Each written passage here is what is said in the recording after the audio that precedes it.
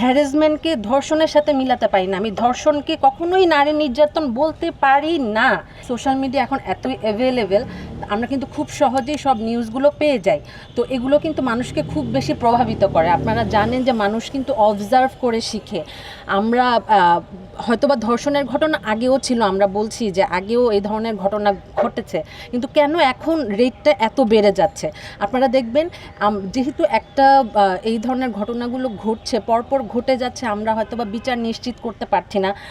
সরকার যদি একটা ঘটনা দ্রুত সুষ্ঠু বিচার যদি নিশ্চিত করতে পারত, সেটা কিন্তু আর 10টা যে রেপিস্ট বলেন বা অ্যাসল্টার বলেন বা যারা এই ধরনের ক্রাইম করার চিন্তা করে বা সাহস রাখে, তাদেরও কিন্তু তাদের মধ্যে একটা ভয় কিন্তু কাজ করবে। যেহেতু আসলে আমরা বিচারটা নিশ্চিত করতে পারছি না, এবং সামাজিক সাংস্কৃতিক অঙ্গন থেকে যদি খুব কঠোর এইটার বিরুদ্ধে অবস্থান না থাকে, এবং আমি অবশ্যই বলবো যে যারা ধর্ষণের শিকার হচ্ছে তাদেরকে আমরা ধর্ষিতা বলছি, আমরা সেটাকে ধর্ষণই বলতে চাই। আমি বারবার মানে আমার কণ্ঠস্বর উচ্চ করে বলছি যে আমরা ধর্ষণকে ধর্ষণই বলতে চাই, কারণ সব ক্রাইমের একটা মাত্রা থাকে। আমি ইফটিজিংকে ধর্ষণের সাথে মিলাতে পারি না, আমি হ্যারাসমেন্টকে ধর্ষণের সাথে মিলাতে পারি না, আমি ধর্ষণকে কখনোই নারী নির্যাতন বলতে পারি না।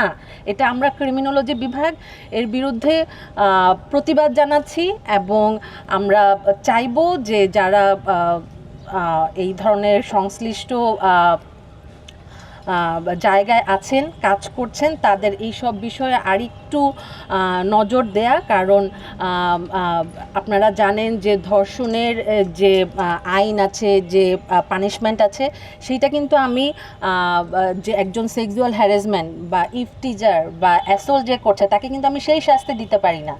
তো অবশ্যই আমাকে যেই ক্রাইমটা ঘটবে সেইটাই আমাকে বলতে হবে, সেইটাই আমাকে নিশ্চিত করতে হবে।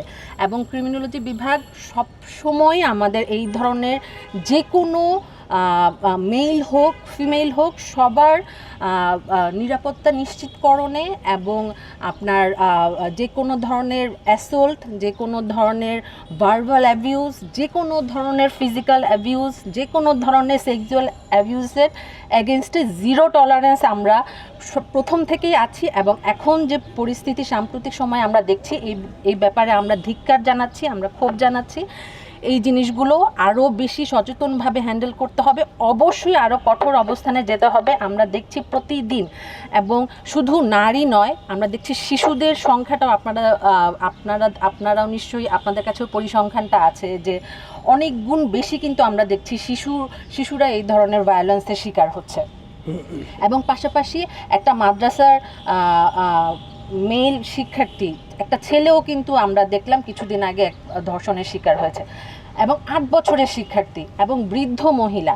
তো আমরা যে বলছি, আমরা যে ভিকটিম ব্লেমিং করছি যে আপনার কাপড়ে সমস্যা, আপনার চলাফেরায় সমস্যা, আপনি কেন রাতে বের হচ্ছেন, মাহরাম ছাড়া বের হওয়া যাবে না, মানে এই ধরনের বক্তব্য কেন তাহলে আসছে সামনে, এবং এগুলো কেন মিডিয়া প্রচার করছে, এগুলো কেন আইনি বাধার মধ্যে পড়ছে না? আমাদের তো অনেক আইন আছে, ডিজিটাল নিরাপত্তা আইন আছে, পর্নোগ্রাফি আইন আছে, নারী ও শিশু নির্যাতন দমন আইন আছে। কেন এই আইনের মধ্য দিয়ে আমরা ব্যবস্থা গ্রহণ করছি?